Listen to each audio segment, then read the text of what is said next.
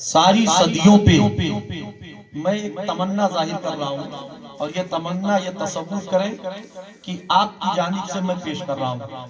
ساری صدیوں پہ جو بھاری ہے وہ لمحہ ملتا، ساری صدیوں پہ جو بھاری ہے وہ لمحہ ملتا، کاش سرکار دو عالم کا زمانہ ملتا۔ ساری صدیوں پہ جو بھاری ہے وہ لمحہ ملتا، کاش سرکار دو عالم کا زمانہ ملتا۔ اور یا رسول اللہ، جب وہ زمانہ مل جاتا تو کیا تمنا ظاہر کی ہے، ملاحظہ فرمائیں۔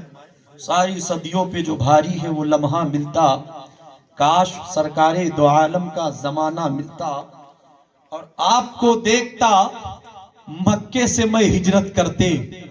کاش ہم اس وقت ہوتے تو یا رسول اللہ، آپ کو دیکھتا مکے سے میں ہجرت کرتے، آپ کو دیکھتا مکے سے میں ہجرت کرتے، آپ کا نقش قدم، آپ کا نقش قدم، آپ کا نقش قدم، آپ کا رستہ ملتا۔ یا رسول اللہ، آپ کو دیکھتا مکے سے میں ہجرت کرتے، آپ کا نقش قدم، آپ کا رستہ ملتا، اور آپ کو دیکھتا طائف میں دعائیں دیتے۔ جب میرے آقا صلی اللہ تعالی علیہ وسلم نے دیکھا کہ بہت مختصر سی جماعت اسلام قبول کر چکی ہے اور اکثر سے زائد لوگوں نے انکار کیا، تو میرے آقا کریم صلی اللہ تعالی علیہ وسلم نے یہ ارادہ فرمایا کہ لاؤ چلیں اپنے ماموں جان کے پاس اور ان تک دین پہنچائیں۔ کون ماموں جان؟ طائف میں حضرت حلیمہ سعدیہ رضی اللہ تعالی عنہا کے بھائی رہتے تھے، اور وہاں گئے۔ یہ معراج کے عنوان سے یہ تاریخ ہے۔ آپ گئے، وہاں بھی لوگوں نے اسلام قبول نہیں کیا، یہاں تک کہ یہ کہنے والے نے کہا کہ آپ کو طائف میں رہنے کی اجازت نہیں۔ آپ وہاں سے نکلے، اس کے بعد آپ کے پیچھے بچوں کو لگا دیا گیا، اور بچوں نے سٹکیاں کنکریں مارنی شروع کر دی۔ میرے آقا کے قدم ناز لہو لہان ہو گیا، خون نکلنے لگے۔ میرے آقا نے پھر بھی اس موقع پر جب فرشتہ حاضر ہوا، آپ حکم کریں میرے آقا، میں پہاڑ کو ملا دوں، زمین کے تہ کو پلٹ دوں۔ میرے آقا نے فرمایا نہ، میں جو دیکھ رہا ہوں تم نہیں دیکھ رہے ہو۔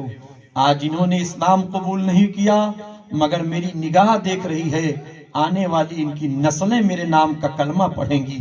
میرے آقا نے اس موقع پر دعا فرمایا تھا، آج ہمارے اور آپ کے بچوں کو کوئی ایک ضرب لگا دے صاحب تو ہم بدلہ فوراً لے لیتے ہیں، مگر میرے آقا کے صبر و تحمل کا طریقہ دیکھو۔ شاعر کہتا ہے کہ یا رسول اللہ، آپ کو دیکھتا طائف میں دعائیں دیتے، آپ کو دیکھتا طائف میں دعائیں دیتے، یوں میرے صبر و تحمل کو سلیقہ ملتا، یوں میرے صبر و تحمل کو سلیقہ ملتا، اور آپ کے سامنے رکھ دیتا سب کچھ لا کر۔ یا رسول اللہ، آپ کے سامنے میں رکھ دیتا سب کچھ لا کر، نصرت دی کے لیے جب بھی اشارہ ملتا، نصرت دی کے لیے جب بھی اشارہ ملتا، اور بھول جاتا میں کسی طاق میں رکھ کر آنکھیں، بھول جاتا میں کسی طاق میں رکھ کر آنکھیں، یوں تمہیں دیکھنے کا مجھ کو بہانہ ملتا، یوں تمہیں دیکھنے کا مجھ کو بہانہ ملتا۔ اور جس شعر کے لیے میں نے یہ شعر پڑھا ہے، اور جس شعر کی وجہ سے مجھے یہ کلام بہت پسند ہے اور اکثر پڑھتا ہوں، آپ کے لیے یہ تازہ کلام ہے کہ ساری صدیوں پہ جو بھاری ہے وہ لمحہ ملتا، کاش سرکار دو عالم کا زمانہ ملتا۔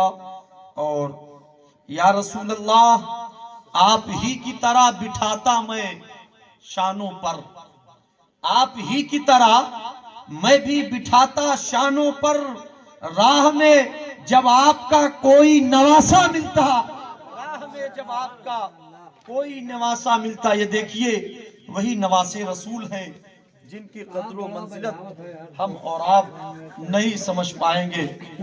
محبت سے بولے سبحان اللہ، اور محبت سے بولے ماشاءاللہ۔ اب بھول جاتا میں کسی طاق میں رکھ کر آنکھیں، آپ کو دیکھتے رہنے کا بہانہ ملتا، اور آپ کے پیچھے کھڑے ہو کے نمازیں پڑھتا۔ کاش سرکار دو عالم کا زمانہ ملتا، آپ کے پیچھے کھڑے ہو کے نمازیں پڑھتا۔ جب ہم کو نبی کا زمانہ مل جاتا تو ہم کو نبی کے پیچھے نماز پڑھنے کا بھی موقع ملتا۔ شاعر کہتا ہے، ملاحظہ فرمائیں، آپ کے پیچھے کھڑے ہو کے نمازیں پڑھتا، آپ کے پیچھے کھڑے ہو کے نمازیں پڑھتا، آپ کے قدموں کے نیچے مجھے سجدہ ملتا، مجھے سجدہ ملتا، آپ کے قدموں کے نیچے مجھے سجدہ ملتا۔ کاش سرکار دو عالم کا زمانہ ملتا، کاش سرکار دو عالم کا زمانہ ملتا۔ وہ میرے آقا صلی اللہ تعالی علیہ وسلم کی پیاری محفل میں ہم اور آپ تشریف فرما ہیں۔ یہ رب کا احسان عظیم الشان ہے کہ اس نے ہمیں اور آپ کو مسلمان بنایا، اور خوش نصیب ہیں جناب مرحوم عبدالقدوس صاحب کہ ان کے پیچھے ان کی اولاد اسلام و سنیت والی ہے، کہ اسلام و سنیت کی بنیاد پر، ایمان و عقیدے کی بنیاد پر ان کے لیے محفل میلاد کا اہتمام کر رہی ہے۔ اور خوش نصیب ہیں وہ اولادیں جو آج نبی کے نام پر نبی کی میلاد کر رہی ہے۔ کیسے خوش نصیب ہیں؟ کیونکہ مولانا عبدالقدوس صاحب اگر انہیں ایمان اور مسلک اعلیٰ حضرت کا طریقہ دے کر کے نہ جاتے تو یہ آج ایسی محفل نہ کر رہے ہوتے۔ تو یہ خوش نصیبی کی بات ہے، اللہ نے ہمیں اور آپ کو مذہب اسلام جیسا پاکیزہ مذہب عطا فرمایا، اور اس کے باوجود ہمیں اور آپ کو مسلک اعلیٰ حضرت پر چلنے والا بنایا، جس کے نتیجے میں، جس کے ثمرے میں ہمارا اور آپ کا عقیدہ یہ بولتا ہے کہ جو انتقال کر گئے ان کے لیے ہم ایصال ثواب کریں، اور ان کے لیے ہم ایصال ثواب کریں، ان کے لیے رحمت و مغفرت کا ذریعہ بننے کی کوشش کریں۔ یہی ہوا جناب مولانا عبدالقیوم صاحب نے اپنے والد ماجد کے 40ویں کے موقع پر انہوں نے علماء کو بلایا، حفاظ کو بلایا، قرہ کو بلایا، آل رسول کو بلایا، آل رسول کو بلا کر کے محفل میلاد النبی کی مقبولیت کی ضمانت دے دی گئی ہے کہ جہاں پر اللہ کے اور اللہ کے رسول کے شہزادے یہاں پر آئے ہیں، اور میں تمہیں بتانا چاہتا ہوں پیارو کہ جہاں اللہ کے رسول کی محفل کا اہتمام ہوتا ہے وہاں صرف اللہ کے رسول کے، اللہ کے فرشتے نہیں آتے ہیں، بلکہ جہاں نبی کا ذکر ہو وہاں نبی تشریف لاتے ہیں، جہاں حضرت ابو بکر صدیق کا ذکر ہو وہاں حضرت ابو بکر صدیق تشریف لاتے ہیں، جہاں حضرت عمر کا ذکر ہو وہیں حضرت عمر بھی آتے ہیں، جہاں حضرت عثمان کا تذکرہ ہو وہاں حضرت عثمان بھی آتے ہیں، جہاں حضرت مولا علی کا ذکر ہو وہیں حضرت مولا علی بھی تشریف لاتے ہیں۔ آؤ میں تمہیدی کلمات کے ساتھ اپنے خطاب کا آغاز کرو۔ ربیع النور شریف کی ربیع النور شریف کا مبارک مہینہ ہے، چاند نکلتا ہے، بریلی کے امام احمد رضا خان ہے، فاضل بریلوی علیہ رحمت و رضوان ہے۔ ہر سال ربیع الاول شریف کا چاند دیکھ کر کے نبی کے میلاد کا اہتمام کر دیتے ہیں۔ نبی کا میلاد کرانے والا کون ہے؟ وقت کا مجدد عالم ہے جو نبی کی میلاد کرا رہا ہے۔ اور نبی کی میلاد میں تقریر کرنے والا کون ہے؟ نبی کی میلاد میں تقریر کرنے والا نبی کی میلاد میں تقریر کرنے والا کہ چوچا شریف سے آل رسول تشریف لا رہے ہیں، مگر جب نبی کی میلاد ہوتی ہے تو نبی کے میلاد کے موقع پر جب نبی کی میلاد شروع ہوتی ہے اعلیٰ حضرت کی ذات تشریف فرما ہے، آپ کے عقیدت مندوں کی ذات تشریف فرما ہے، آل رسول نے نبی کی میلاد پڑھنا شروع کیا ہے، اور جیسے پڑھتے پڑھتے نبی کی حدیث پاک کا تذکرہ کیا ہے، اس حدیث کی اللہ کے رسول صلی اللہ تعالی علیہ وسلم یہ فرماتے ہیں، اس حدیث کے راوی حضرت ابو بکر ہے، اس حدیث کے راوی حضرت عمر ہے، اس حدیث کے راوی حضرت عثمان ہے، اس حدیث کے راوی حضرت علی ہے، اتنا فرمانا ہوتا ہے، حدیث کے راویوں کا تذکرہ کرنا ہوتا ہے، اعلیٰ حضرت سرکار کھڑے ہوتے ہیں، مؤدب بھرے انداز میں کھڑے ہو کر کے اپنے دروازے پر نگاہوں کو مرکوز کر لیتے ہیں اور باعدم نیت باندھ کر کے کھڑے ہو گئے ہیں۔ نبی کی میلاد ہو رہی ہے، اعلیٰ حضرت پر وجد کی کیفیت طاری ہو رہی ہے، نبی کی میلاد ہو رہی ہے، اعلیٰ حضرت ادب سے کھڑے ہو گئے ہیں، نبی کی میلاد ہو رہی ہے، تمام لوگ سامعین کی جماعتیں بیٹھی ہوئی ہے، مگر اعلیٰ حضرت کھڑے ہو کر کے سماعت کر رہے ہیں کہ یکے بعد دیگر نبی کی میلاد اختتام پذیرائی کی منزل پر آتی ہے، سلام پڑھا جاتا ہے، دعائیں مانگی جاتی ہے، شیرنیاں تقسیم کی جاتی ہے، جب سب کچھ ہو جاتا ہے لوگ جانے لگتے ہیں، اعلیٰ حضرت کی بارگاہ میں سائلین کی جماعت حاضر ہو جاتی ہے، عرض کرتے ہیں کہ اے بریلی کے امام، جب بھی سوال آیا ہے جواب آپ نے دیا ہے، عقیدہ نبوت کے تعلق سے سوال آیا جواب آپ نے دیا ہے، فتنہ کوئی ابھرا ہے جواب آپ نے دیا ہے، الوہیت کے مسئلے پر جھوٹ بولنے کا معاملہ آیا جواب آپ نے دیا ہے، نبی کی تعظیم کی باری آئی ہے جواب آپ نے دیا ہے، خانقاہوں پر حملہ ہوا ہے جواب آپ نے دیا ہے، ہر اعتبار سے جواب آپ نے دیا ہے، آخر وجہ کیا ہے؟ ہمیشہ نبی کی میلاد ہوتی تھی، آپ بیٹھ کر سماعت کرتے تھے، آج نبی کی میلاد ہو رہی تھی، آپ کھڑے ہو گئے ہیں، تو بریلی کے امام ارشاد فرماتے ہیں سنو سنو او میرے معتقدین، سنو او میرے متعلمین، سنو او میرے محبین، سنو، ارے سنو سنو، جب آل رسول ذکر کر رہے تھے اس حدیث کے راوی حضرت علی ہے، میری نگاہوں نے دیکھا علی تشریف لا رہے ہیں، جب وہ ذکر کر رہے تھے اس حدیث کے راوی حضرت عثمان ہے، میری نگاہوں نے دیکھا حضرت عثمان آ رہے ہیں، جب ذکر کر رہے تھے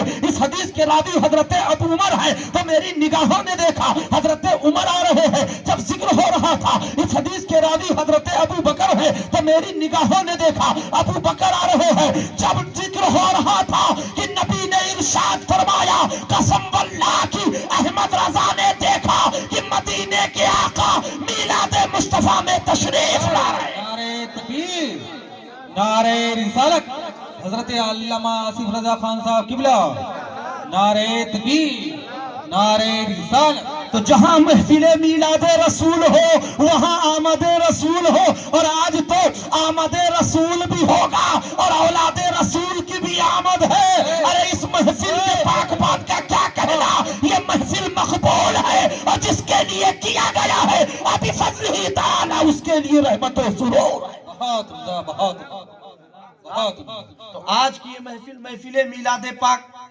اللہ ارشاد فرماتا ہے منہا خلقناکم وفیہا نعیدکم ومنہا نخرجکم تارتا اخرى۔ اللہ ارشاد فرماتا اسی مٹی سے تمہیں پیدا کیا اور اسی مٹی میں تم لوٹائے جاؤ گے اور پھر آخرت میں اسی مٹی سے نکالے جاؤ گے۔ انہی تین آیت کے درمیان ہماری اور آپ کی پوری زندگی ہے۔ ہم پیدا ہوئے مٹی سے، ہم مٹی میں جائیں گے، پھر مٹی میں رہیں گے، حساب و کتاب وہاں بھی ہوگا، اس حساب و کتاب کے مطابق ہمارے لیے اجر و جزا قبر میں قیامت تک ہوگا، اور بعد قیامت حشر کے میدان میں ہم اسی مٹی سے نکالے جائیں گے۔ اب آپ سوچئے، اللہ نے ہمیں اور آپ کو مٹی سے بنایا اور پھر اسی مٹی میں لوٹائے گا، اسی مٹی سے پھر ہم اور آپ نکالے جائیں گے، پھر صاحب ہم بچے کیا؟ ہم تو مٹی تھے، مٹی بن جائیں گے، مٹی سے پھر نکالے جائیں گے۔ ہمیں اترانا کیسا، ہمیں غرور کیسا، ہمیں گھمنڈ کیسا، ہمیں تکبر کیسا، مگر یہ انسان ہے، انسانوں کی بستی میں اس طریقے سے بیماریاں پھیل گئی کہ اسی مٹی کا انسان اترانے لگا، کبھی اسی مٹی کا انسان مغرور ہو گیا، کبھی اسی مٹی کا انسان جو ہے انا کا شکار ہو گیا، کبھی اسی مٹی کا انسان جو ہے ریاکاری میں ملوث ہو گیا۔ پورے معاشرے میں دیکھیے جتنے انسان ہیں سب پیدا ہوئے مٹی سے، مگر اس انسان کے اندر آ گئی چار بیماری جس کا علاج کسی کے پاس نہیں۔ آپ چلے جائیے کسی ڈاکٹر حکیم کے پاس کہ اس کا علاج بتا دو، نہیں ملے گا۔ وہ کون سی بیماری؟ پہلی بیماری حسد، غرور، تکبر۔ اس کا علاج تلاش کرنے جاؤ حکیم کے پاس، نہیں ملے گا۔ کیوں نہیں ملے گا؟ کیونکہ اس کا علاج کسی ڈاکٹر کے ٹیبلٹ اور انجیکشن میں نہیں ہے، نہ سفوف میں، کسی کے حکیم کے۔ تو 4 بیماریاں آ گئی انسان کے معاشرے میں، اور یہ 4 بیماریوں کا علاج کسی بھی مذہب والے کے پاس جاؤ نہیں ملے گا، کسی بھی ریلیجنز والے کے پاس جاؤ نہیں ملے گا، مگر اس کا علاج آپ کو چاہیے تو ان علماء کی بارگاہ میں آنا ہوگا، علماء سے رابطہ قائم کرنا ہوگا، علماء سے جواب لینا ہوگا، پھر آپ کو اس کا جواب بھی ملے گا، آپ کو اس کا علاج بھی ملے گا۔ اب وہ 4 بیماری ہے کیا؟ پہلی بیماری ہے بندہ حسد کرتا ہے۔ آقا فرماتے ہیں حسد کرنے والا خود بھی جلتا ہے، دوسروں کو جلاتا ہے۔ اچھا، انسان حسد کیوں کرتا ہے؟ انسان کے حسد کرنے کی وجہ، چونکہ انسان 4 چیزوں سے بنایا گیا ہے: آگ، مٹی، پانی، ہوا۔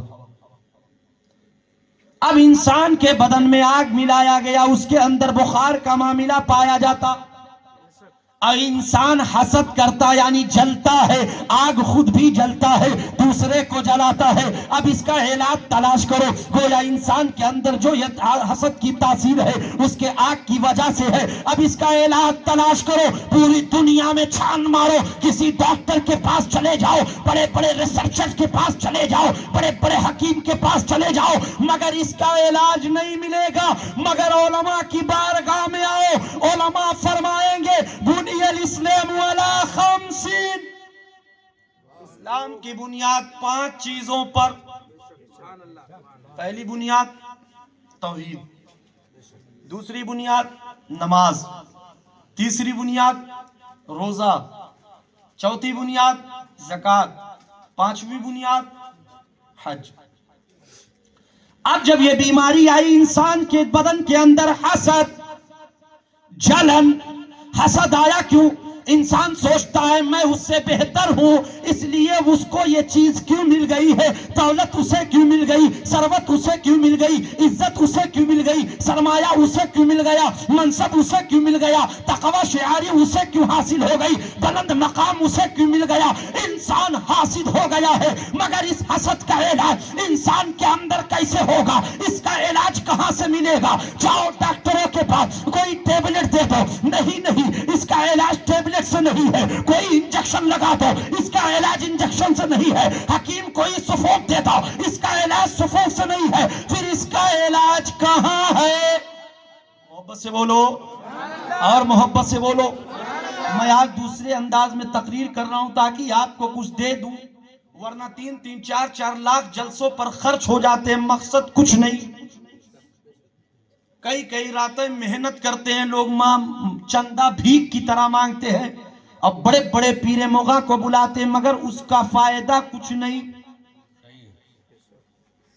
مگر سنو، اس کا علاج تلاش کرنے جاؤ، پوری دنیا میں تلاش کرو، کسی بھی مذہب کے پاس اس کا حسد کا علاج نہیں ہے، غرور کا علاج نہیں ہے۔ مگر آؤ علماء کی بارگاہ میں کہ آخر اس کا علاج کیا ہے، تو علماء فرماتے ہیں کہ نبی نے فرمایا ہے اسلام کی دوسری بنیاد نماز ہے۔ اگر تمہارے اندر حسد ہے، اگر تمہارے اندر غرور ہے، اگر تمہارے اندر تکبر ہے، وضو کرو، وضو کر کے مصلی پر جاؤ، تمہیں یہ خیال کرنا ہوگا سب سے بڑی ذات اللہ کی ہے، سب سے حسن والی ذات اللہ۔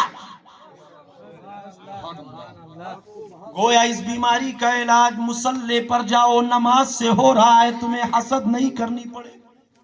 اور صرف فجر میں نہیں، فجر کے بعد معاملہ کوئی گڑبڑ ہو جائے تو ظہر میں جاؤ، ظہر اور فجر کے درمیان بھی ٹھیک، اس کے بعد نکلو، پھر گڑبڑ ہو جائے تو عصر میں جاؤ، پھر گڑبڑ ہو مغرب بھی ہے، پھر گڑبڑ ہو عشاء بھی ہے۔ ان 5 وقتوں میں 24 گھنٹے کو باندھ دیا گیا، اب تمہیں گڑبڑ نہیں ہونا ہے، مصلی پر جاتے رہو گے، نماز پڑھتے رہو گے، اسلام کی دوسری بنیاد کو اپناتے رہو گے تو حسد کا علاج ہوتا رہے گا۔ اب ایک بیماری اور آ گئی معاشرے میں، اسی مٹی کے انسان کے اندر ایک بیماری آ گئی، حسد کے علاوہ انسان بخیل ہو گیا، بخیل ہو گیا، کنجوس جسے بولتے ہیں۔ کیوں بخیل ہوا؟ کیونکہ انسان مٹی سے بنا ہے صاحب، اور مٹی کا کام ہے بخالت کرنا۔ یہاں کھیتی والے لوگ ہیں، باپ داداؤں پرکھوں کی کھیتی ہوگی، اجداد کی، آپ جائیے کہیے او میرے دادا پر دادا کی کھیتی مجھے چنا دے، نہیں دے گی، دھان دے نہیں دے گی، گندم دے نہیں دے گی، دال دے نہیں دے گی، کچھ بھی مانگو نہیں دے گی، مگر جب اس کے سینے پہ فاوڑے کو چلاؤ گے، ہل سے جوتو گے، بیج کو سینے میں ڈالو گے، پانی سے سیراب کرو گے، کھاد کو ڈالو گے، اس کی رکھوالی کرو گے، پھر وہ تمہیں جو تم بوؤ گے وہ تم کاٹو گے، اناج جو چاہو گے وہ تمہیں ملے گا، گیہوں چاہو گے گیہوں ملے گا، دھان چاہو گے دھان ملے گا، کیونکہ مٹی بخیل ہے اور مٹی سے انسان بنا، انسان بخیل ہے۔ اب اس کا علاج کہاں سے ہوگا؟ اسلام نے اس کا علاج دیا اسلام کی دوسری بنیاد سے۔ جاؤ ڈاکٹر سے کوئی ٹیبلٹ مانگو بخیلی کا علاج کر دو، نہیں صاحب مال دولت بہت نہیں، مگر رمضان شریف آیا، مولانا عرفان اللہ صاحب نے بیگ کو اٹھایا اور گاڑی پر سوار ہوئے، پہنچ گئے فلانے سیٹ، تم گاؤں چھوڑ کر یہاں بیٹھے ہو، 2.5% تمہیں دینا ہی دینا ہے، تم بخیلی نہیں کر سکتے ہو، اس میں کنجوسی نہیں کر سکتے ہو، اس میں تم کمی نہیں کر سکتے ہو۔ پتا چلا اسلام تمہیں زکوٰۃ کے فلسفہ کے ذریعے تمہاری بخیلی کا علاج کر رہا ہے، جس کا علاج دنیا کے ڈاکٹروں کے پاس نہیں ہے، اس کا علاج مذہب اسلام کی بنیاد۔ اب آگے بڑھئے، ایک بیماری اور آ گئی اسی مٹی کے انسان میں، مٹی کے انسان میں ایک بیماری آ گئی لالچ، اور انسان لالچی ہو گیا صاحب، مل جائے تو یہ بھی مل جائے، میرا یہ بھی میرا یہ بھی میرا۔ اب تو کسان جب کھیتوں میں جاتا ہے اللہ چند کو چھوڑ کے اور میڑ کو کاٹتا ہے، یہ بھی میرے میں آ جائے، یہ بھی میرے میں آ جائے، حقیقی بات ہے۔ حالات پہ میں بولتا ہوں، اس کا عادی ہوں میں، ممکن ہے کہ عنوان آپ کے موافق نہ ہو، مگر ابھی اس موافق پہ بھی آپ کو لاؤں گا، اس کے مطابق بھی آپ کے سامنے بیان کروں گا۔ اس مٹی کے انسان کے اندر لالچ آ گئی، اب لالچ کا علاج کیسے ہوگا؟ بازار میں پہنچے تو جو بھی پسند آیا اسے لے کر کھانے لگے، نہ بیٹھنے کا احترام، نہ جو ہے سنت کے مطابق کھانے کا مزاج، جیسے پہنچے ویسے کھڑے ہو گئے۔ مائیں بہنیں بھی نقاب اٹھا کر کے کھڑے کھڑے بھی کھا رہی ہیں، رمضان کا بھی خیال نہیں، کس جگہ کھانا چاہیے کس طرح کھانا چاہیے اس کا بھی طریقہ معلوم نہیں، بس صاحب سعودی بمبئی کا پیسہ آتا رہا ادھر ادھر جاتا رہا۔ مگر اس لالچ کا علاج کیسے ہوگا؟ من پسندیدہ چیز مل گیا، ڈاکٹر نے پرہیزی بولا ہے، مگر بندہ پرہیز نہیں کرتا، کبھی کبھی کھا لیتا ہے، مگر اس لالچ کا علاج کہاں سے ہوگا؟ آخر یہ لالچ آئی کہاں سے ہے؟ کیونکہ انسان کو پانی کے ذریعے بھی پیدا کیا گیا ہے، اور پانی کا کام ہے لالچ کرنا۔ سیلاب کے زمانے میں دیکھا ہوگا، جب سیلاب آتی ہے تو یہ نہیں دیکھتی ہے کہ یہ غریب کا کھیت ہے یا امیر کا کھیت، یہ 1-2 بیگھہ والے ہیں یا 200-300 بیگھہ والے، یہ غریب کا کٹیا ہے یا امیر کا محل۔ جب سیلاب آئے تو جو اس کے سامنے آئے سب کو اندر سما جائے، پتہ یہ چلا پانی بہت لالچی ہے، تو پانی انسان میں ملایا گیا، اب انسان لالچی ہو گیا۔ اب لالچی کا علاج ہوگا کہاں سے؟ کیا کوئی ڈاکٹر کا ٹیبلٹ کام آئے گا؟ کیا آپریشن کام آئے گا؟ کیا کوئی انجیکشن کام آئے گا؟ کیا کوئی کیپسول کام آئے گا؟ کیا کوئی حکیم کا صفوف کام آئے گا؟ نہیں۔ کیا کوئی ملہم کام آئے گا؟ نہیں، بلکہ اس کا علاج چاہیے تو علماء کی بارگاہ میں آؤ، فرمان مصطفیٰ کو اپناؤ۔ آقا فرماتے ہیں رمضان کے مہینے کا روزہ رکھنا یہ اسلام کی چوتھی بنیاد ہے۔ اب بندہ کتنا بھی بڑا لالچی ہو، پسندیدہ چیز مل رہا ہے، ڈاکٹر نے روکا ہے، وہ رک نہیں کھا رہا ہے، مگر جب رمضان کا مہینہ آیا تو اذان ہونے لگی رک جاؤ، اذان ہونے لگی شروع ہو جاؤ۔ گویا پتہ چلا اس کا علاج رمضان شریف کے ذریعے لالچ کا علاج ہو رہا ہے۔ آخری پوائنٹ، اس کے بعد عنوان کے محور پر آخری بنیادی، انسان بہت ریاکار ہے، دکھاوا کرتا ہے۔ مہنگا سوٹ پہن لیا تو یہ دیکھو صاحب، اڑلین کا جوتا پہن لیا تو یہ دیکھو صاحب، چشمہ لگا لیا تو یہ دیکھو صاحب، گھڑی مہنگی خرید لیا، اب تو کاپی پیسٹ کا زمانہ ہے، کاپی پیس منگا لیا اور کہہ دیا یہ اوریجنل ہے، راڈو ہے، فلاں ہے، ٹھکا ہے۔ مگر سناؤ، انسان ریاکار ہے، اور ریاکاری آئی کہاں سے؟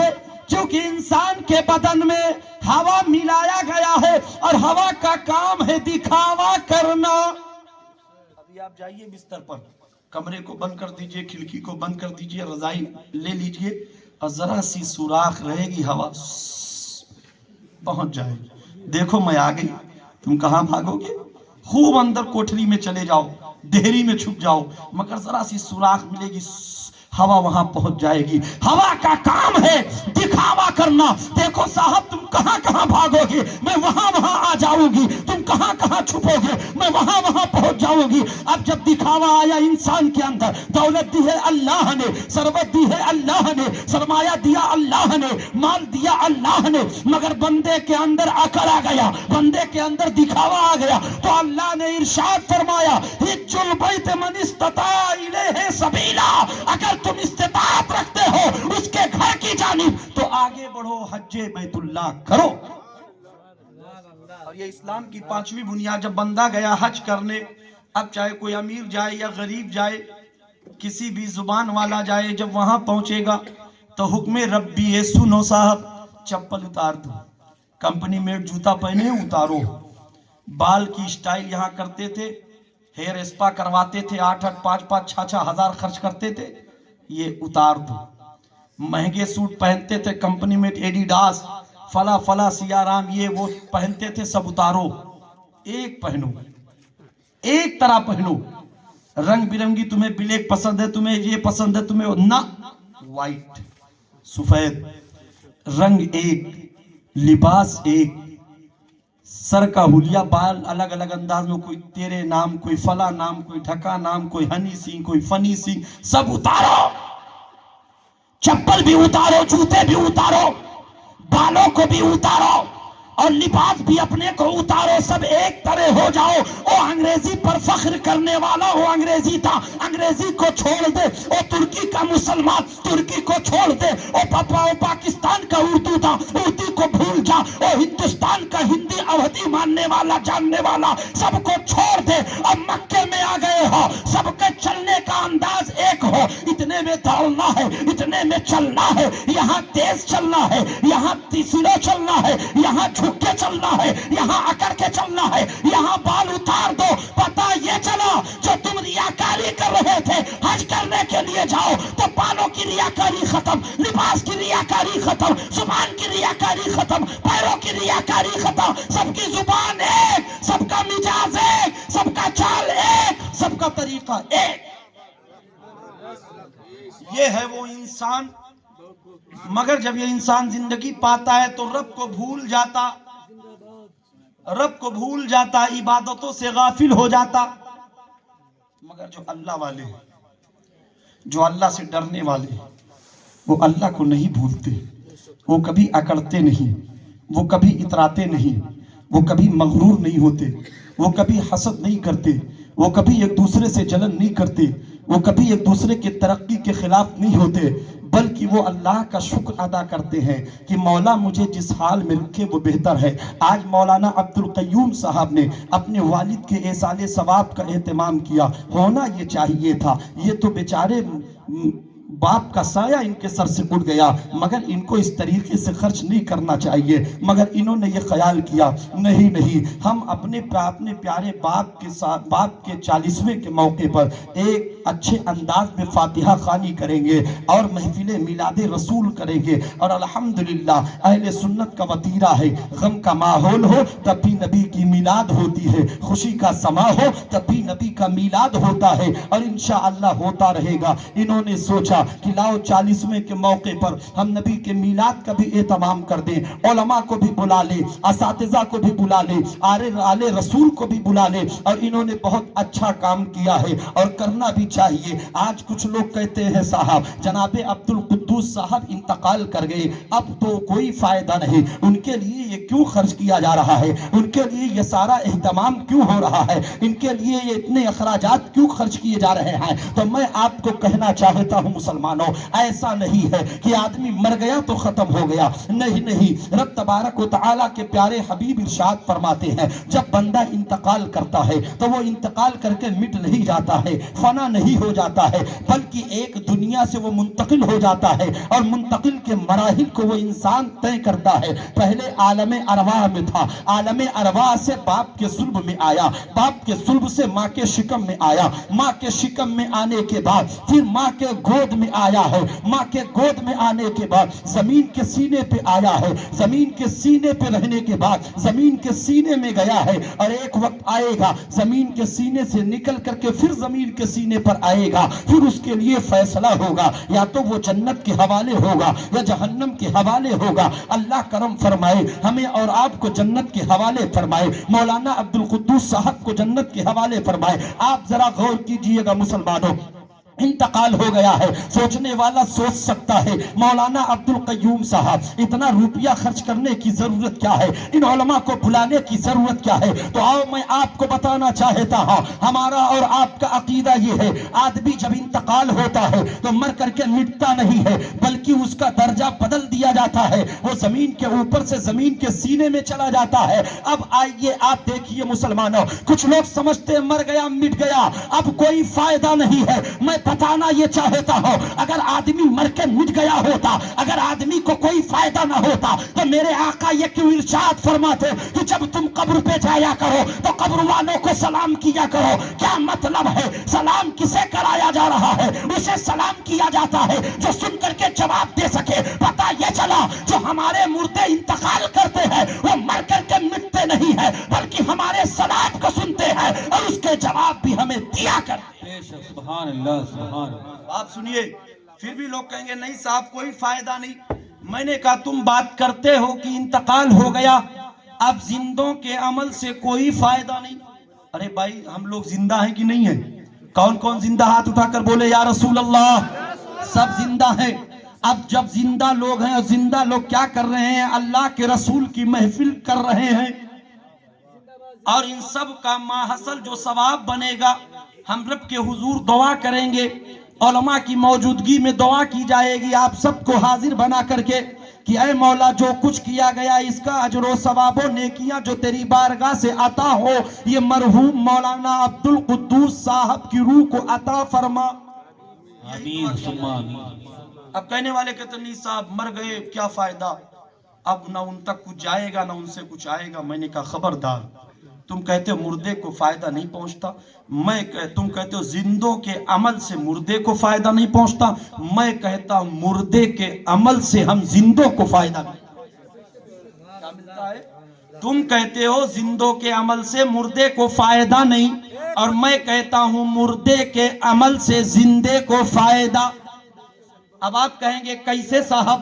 مولانا عرفان اللہ صاحب بیٹھے ہیں، جیسے مولانا عبدالقدوس صاحب کا انتقال ہوا ہوگا فوراً اعلان کیا گیا ہوگا کہ سنو گاؤں والوں، او امگھٹی بستی کے رہنے والوں، جناب مولانا عبدالقدوس صاحب کا انتقال ہو گیا۔ اب جو سفر میں تھا اس نے سفر کو روکا، جو فاوڑا چلا رہا تھا اس نے فاوڑا کو روکا، جو گاڑی چلا رہا تھا اس نے گاڑی کو روکا، جو سائیکل پر سوار ہونے والا تھا وہ اس نے اپنی حرکت کو روک دیا، ماں بہنیں جو برتن اٹھا رہی تھی انہوں نے حرکت کو روکا، سارے معاملات کو روک دیا اور اعلان کو سننے لگے۔ سبوں نے اعلان کو سنا، اور جب اعلان سنا کہ مولانا عبدالقدوس صاحب کا انتقال ہو گیا تو سب نے کیا پڑھا؟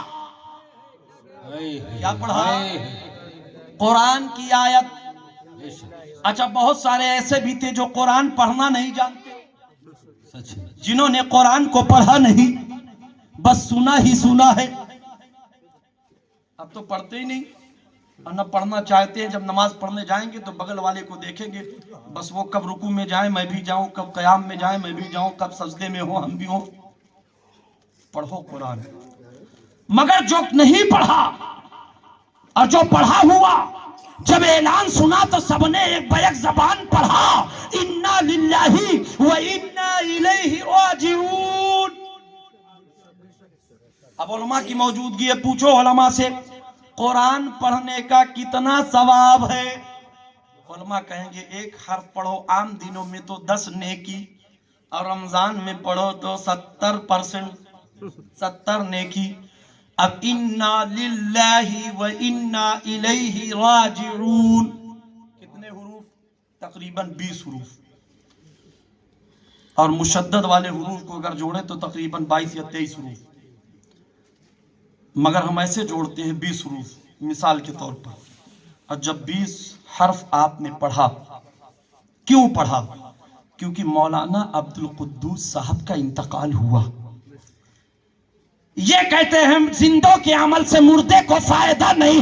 ابھی میاں جب مردے کا انتقال ہوا یعنی اس کا انتقال ہونا یہ مردے کا عمل ہے، تو جب انتقال ہوا تو جن جن لوگوں نے سنا سب نے قرآن پڑھا، اور ایک حرف کے پڑھنے پر 10 نیکی اور 20 حرف پڑھا 200 نیکی. پتہ یہ چلا مردے کے عمل سے ہم زندے کو فائدہ مل رہا ہے. اور جب مردے کے عمل سے زندے کو فائدہ ملے تو زندوں کے عمل سے مردے کو فائدہ بدرجہ اولا ملے گا. کہنے والے نے کہا نہیں صاحب کوئی فائدہ. میں نے کہا سنو، زندوں کے مردہ جب انتقال ہوا تو فقط اعلان جب ہوا تو اس کے بدلے میں ایک ایک بندہ جو قرآن کی آیت پڑھا انا للہ و انا الیہ راجعون، اس نے 200 نیکی کمایا. بولو کمایا نہیں کمایا؟ تو کمانا یہ فائدہ ہوتا نہیں ہوتا. اب وہ فائدہ کبھی مال کی صورت میں ہو، کبھی زمین کی صورت میں ہو، کبھی ثواب کی صورت میں ہو. یہ ثواب کے ذریعے فائدہ. ارے میاں پیسہ کماؤ تو زمین کے اوپر چلے، اور ثواب کماؤ تو زمین کے اوپر بھی فائدہ ہو، زمین کے نیچے بھی فائدہ ہو، اور میدان محشر میں بھی فائدہ. ایسا فائدہ جو 3 زاویے سے فائدہ دے. اب فائدہ ملا. اور صرف یہی نہیں، جیسے انتقال کا اعلان ہوا، اب جو بندہ نہایا نہیں تھا اس نے سوچا لاؤ غسل کر لے. اب تو کچھ لوگ فون کرتے ہیں حضرت ٹھنڈک بہت ہے، ناپاک ہے مٹی دے دی. شارٹ کٹ تلاش نہیں ہے، شارٹ کٹ. میں نے کہا صاحب جب ملک الموت آئیں گے تو ان سے بھی کہنا رک جاؤ، ٹھنڈیا جائے جو نہائی نہیں تب. پاک رہو، پاک. موت کبھی بھی آ سکتی ہے میرے یاروں. اب جیسے اعلان ہوا جو ناپاک تھے انہوں نے غسل کیا، اور جو باغسل ہیں انہوں نے وضو کیا. اور میرے آقا فرماتے ہیں جب بندہ وضو کرتا ہے تو اعضائے وضو پر جب پانی کے قطرات گرتے ہیں اور پانی نیچے آتے ہیں تو پانی کے ذریعے بظاہر پانی آتا ہے، مگر اس اعضاء کے گناہ بھی جھڑتے ہیں. غور کیجئے گا وضو کیوں کیا جا رہا ہے؟ ایک مردے کے انتقال کی وجہ سے. یہی تو ہے مردے کا عمل ہے انتقال ہونا، زمین کے اوپر سے زمین کے نیچے جانا. تو اس عمل کی بنیاد پر بندہ وضو کر رہا ہے. اب وضو کر رہا ہے تو گناہ جھڑ رہا ہے. اچھا گناہ جھڑا تو پھر اس کو فائدہ ملا نقصان؟ ارے میاں جب مردے کے عمل سے ہم زندوں کو فائدہ ملے تو زندوں کے میلاد رسول کرنے سے مردے کو فائدہ کیوں نہ ملے؟ میں نے کہا اور آگے بڑھو. وضو کر لیا، اب جنازے کے ساتھ پیدل چلنے لگے، کاندھا دیا تو الگ ثواب. اور میرے آقا فرماتے ہیں جو جنازے کے ساتھ ساتھ قبرستان تک چلتا رہا اسے 1 قیراط ثواب ملا، اور جس نے تدفین کے آخر تک رہا اسے 2 قیراط ثواب ملا. اب 1 قیراط ہے کیا؟ احد پہاڑ کے برابر ثواب. اب بتاؤ مٹی میں شریک ہو گئے تو کتنا ثواب ملا؟ مکمل شریک ہوئے تو 2 قیراط، یعنی 2 مرتبہ احد پہاڑ کے برابر ثواب. اب جو حج کیے یا عمرہ کیے وہ جا کر دیکھیں یا گوگل بابا سے پوچھیں کہ احد پہاڑ کتنے اسکوائر فٹ میں ہے، پھر پتا چلے گا آپ کو کتنا ثواب ملا. تو یہ ثواب ملنا فائدہ ہے نقصان؟ فائدہ. فائدہ کیوں ہوا؟ مردے کی وجہ سے. ارے میاں جب مردے کی وجہ سے ہمیں فائدہ ملے تو ہمیں زندوں کی وجہ سے مردے کو کیوں نہ ملے؟ اور یہی نہیں میرے آقا فرماتے ہیں اس کے جنازے میں شریک ہو، اور شریک ہونے والا اگر میت گنہگار ہے اور اس کے جنازے میں کوئی نیک اور تقوی شعار داخل ہو گیا تو اس کے تقوی کی بنیاد پر مردے کی مغفرت ہو رہی ہے. اگر مردہ تقوی شعار تھا، عبادت گزار تھا، اللہ کا خاص بندہ تھا، تو اس کے عمل کی بنیاد پر اس کے جنازے میں جو گنہگار شریک ہوا آقا فرماتے ہیں اس کے برکت کی وجہ سے اس گنہگار کی مغفرت ہو رہی ہے. اب بتاؤ تو گویا مولانا عبد القیوم صاحب قبلہ نے جو اہتمام کیا اس کا صاف مقصد پتا چل رہا ہے کہ بہت اچھا کام کیا ہے. ارے جب مردوں کے عمل سے ہم زندوں کو فائدہ مل رہا ہے تو ہم زندوں کے عمل سے مردے کو فائدہ کیوں نہیں؟ اچھا سنیے گا ہم اور آپ زندہ ہیں مردہ؟ ہمارے اور آپ کے پاس جان ہے نا؟ اور درخت ہماری اور آپ کی طرح ہے؟ درخت چل سکتا ہے؟ درخت بول سکتا ہے؟ ہاں؟ درخت کو ہم جیسا چاہیں ویسا کریں، کاٹ دیں، لٹا دیں، پھینک دیں، گلی ڈنڈا بنا کر کھیل دیں، بلہ بنا کر گیندا کو مار دیں، اسٹم بنا کر گیندے سے اڑا دیں، جیسا چاہیں ویسا کریں، مگر میرے آقا ارشاد فرماتے ہیں، قبر سے گزر ہوا آقا نے فرمایا قبر پہ عذاب ہو رہا ہے۔ میرے آقا نے فرمایا میرے صحابہ جاؤ ٹہنی لے کر کے آؤ، کھجور کی ٹہنی لائی گی۔ میرے آقا نے اس ایک کو منقسم کیا، دو حصے میں تقسیم کیا، اور ایک قبر پر، دوسرے کو دوسرے قبر پر۔ میرے آقا نے فرمایا ایک کو عذاب ہو رہا ہے، پیشاب کے چھینٹوں سے نہیں بچتا تھا، ایک کو عذاب ہو رہا ہے، چغل خوری کرتا تھا۔ گویا میرے نبی کو غیب کی خبر بھی ہے۔ واہ میرے آقا کا جواب نہیں مسلمانوں۔ اور یہ نادان کہتے ہیں نبی کو علم غیب نہیں۔ ہمیں میاں یہ علم غیب نہیں تو کیا ہے؟ اور کوئی غیب کیا؟ تم سے نیہا ہو بھلا جب نہ خدا ہی چھپا تم پہ کروڑوں درود۔ میرے آقا نے فرمایا عذاب ہو رہا ہے، دو ٹہنی لیے، ایک اس پہ نصب کر دی، ایک ٹہنی سے دو حصہ کیا، ایک اس پہ ایک اس پہ۔ میرے آقا نے فرمایا اب اس کے اوپر عذاب نہیں ہوگا۔ کیوں؟ ٹہنی، کیوں؟ ہری ٹہنی تھی۔ ہری ٹہنی مطلب ہرے درخت اللہ کے ذکر کرتی، جب اللہ کا ذکر کرتا ہرا درخت، اور جب تک وہ ذکر کرتا ہے تب تک نہ اس پہ جو ہے ٹنگاری وغیرہ نہیں چلتی، اسے کاٹے نہیں جاتے، جب تک وہ اللہ کا ذکر کرتا تب تک وہ سوکھتے بھی نہیں۔ اب میرے آقا نے فرمایا جب تک وہ ذکر کرے گا تب تک اس کے قبر پہ عذاب نہیں۔ اب آپ ذرا سنو مسلمانوں، اگر ایک ٹہنی کھجور کی لا کر کے قبر پہ نصب کر دیا جائے کتنے مدتوں تک وہ قبر پہ رہے گا ہرا بھرا، آپ خود ہی سمجھ سکتے ہو۔ مگر ذرا قربان جاؤ، خوش نصیب ہیں جناب مولانا عبدالقدوس صاحب کہ انہوں نے اپنی اولاد کو عالم دین بنا کر کے چھوڑا ہے۔ ارے فقط عالم دین نہ بنا کر کے ایک دنیا دار چھوڑتے تو بات سمجھ سے پرے ہو سکتی تھی، مگر یہ عالم دین ہے، انہوں نے قرآن کو سیکھا ہے، انہوں نے حدیث کو جانا ہے۔ اب جب تک یہ زندہ رہیں گے، قرآن کو پڑھاتے رہیں گے، حدیث کا سبق دیتے رہیں گے، تو گویا اللہ و رسول کا ذکر یہ کرتے رہیں گے۔ ارے میاں جب ایک درخت جو انسانوں کے مقابل میں بہت نیچے ہے، اس کے ذکر خدا اور ذکر مصطفیٰ کرنے کی بنیاد پر ایک مردے کو عذاب میں تخفیف ہو رہی ہے، تو میرا دعویٰ ہے کہ مولانا جب قرآن کی تلاوت کرتے رہیں گے، حدیث کا ذکر کرتے رہیں گے، تو ان کے والد مرحوم کے قبر پہ رحمت و نور کی بارش برستی رہے۔ سبحان اللہ، سبحان اللہ۔ اور یہ خوش نصیبی ہے۔ لوگ کہتے ہیں نہیں صاحب یہ مولا سنی لوگ پتہ نہیں کیوں یہ سب کرتے ہیں۔ الحمدللہ کرنا چاہیے، ہاں مگر قرضہ لے کے سود بیاج پہ پیسہ لے کے نہیں کرنا چاہیے، یہ فرض واجب نہیں ہے، اس پر بھی توجہ دیجیے۔ فاتحہ کرو مگر اس انداز میں کرو کہ آپ کی اولادیں دیکھیں کہ میرے والد اپنے والد کے ایصال ثواب کے لیے ایسے ایسے انداز میں کرتے ہیں تاکہ تمہارا بیٹا بھی سیکھے، اور جب تمہارا انتقال ہو تو تمہارا بیٹا بھی تمہارے لیے ایصال ثواب کرے۔ اور اگر کسی کی اولاد نہ ہو تب کیا کرے؟ ہونا یہ چاہیے کہ بندہ نیک ہو کر کے دنیا میں رہے اور ایمان کے ساتھ دنیا سے جائے۔ میرے آقا فرماتے ہیں جب بندہ ایمان کے ساتھ جاتا ہے تو ہر بندے کے ساتھ دو دو فرشتے کرامن کاتبین، اور میرے آقا ارشاد فرماتے ہیں کہ جب بندہ انتقال ہو جاتا ہے تو کرامن کاتبین کہاں جاتے ہیں؟ آپ سوچئے بھائی، ہمارے پاس بھی دو، ان کے پاس بھی دو، آپ کے پاس بھی دو، سب کے پاس دو دو، ایک اچھائی لکھنے والا، ایک آپ کے بدعمالی لکھنے والے، اور دونوں فرشتے جب بندے کا انتقال ہوتا آقا فرماتے وہ دونوں فرشتے رب کے حضور حاضر ہوتے، اے میرے مالک، اے میرے رب، تیرے فلاں بندے کے ساتھ میری ڈیوٹی تھی، ان کا انتقال ہو گیا، اب میں کیا کروں؟ اے میرے مالک اگر تو حکم دے تو میں آسمان پر رہ کر کے تیری عبادت کروں۔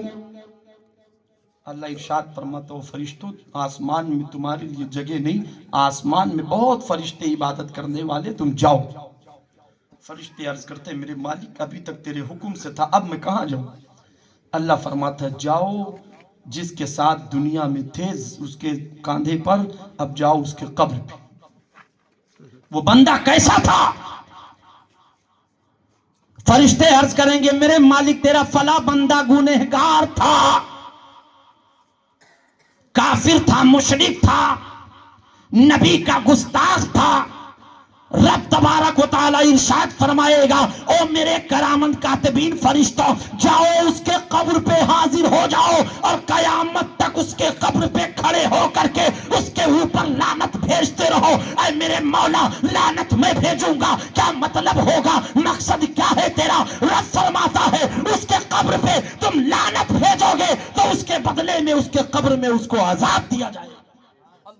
سبحان اللہ۔ آپ ذرا سوچو، عذاب دیا جائے گا۔ اور وہی فرشتے اگر تم نیکی کے ساتھ دنیا میں گئے، ایمان کے ساتھ گئے، نبی کے عاشق ہو کر کے گئے، تو وہ فرشتے عرض کریں گے میرے مالک وہ بندہ نیک کام کرنے والا تھا، ایمان کے ساتھ گیا تھا، نبی کا عاشق صادق تھا۔